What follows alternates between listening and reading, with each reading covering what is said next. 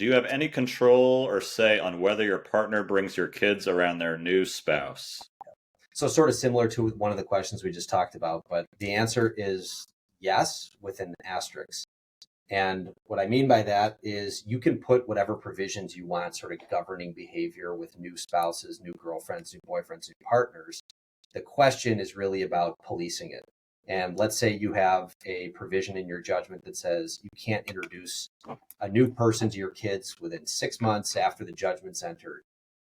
Okay, that's great. But the question always is, well, if they violate it, then what? What's the remedy? What's the resolve? Like, how do we fix it? Because you've already rang the bell. You've already introduced your kids to the significant other.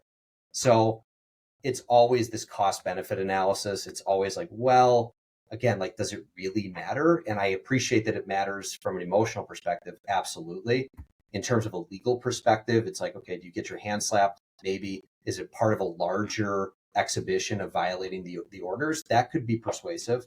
But in and of itself, if you introduce with 5 months instead of 6 months, probably not going to matter. And again, like you said, Rob, it's always that, cost benefit analysis type thing.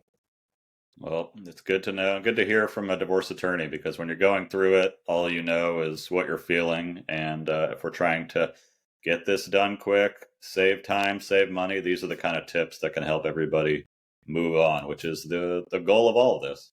Yeah. And at least if not move on, then control what you can control, right? And control your own emotions, your own expectations. And if you're expecting that, your partner's going to walk the line, and whether or not it's compliant or not compliant, at least have that expectation, change your expectations and how you react.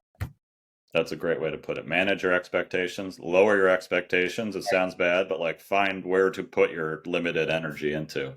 Absolutely. Jordan, thank you so much for being on. Let people know how they can reach out to you. Thanks so much for having me. You can email me at jrosenberg@beermanlaw.com. We'll put it in the chat, or you can call my direct at 312-262-2567. Jordan, thank you so much. Everybody, thank you for submitting your questions. We will see you all next month with more questions. Thanks so much, Rob. Have a great weekend. Thanks, Jordan.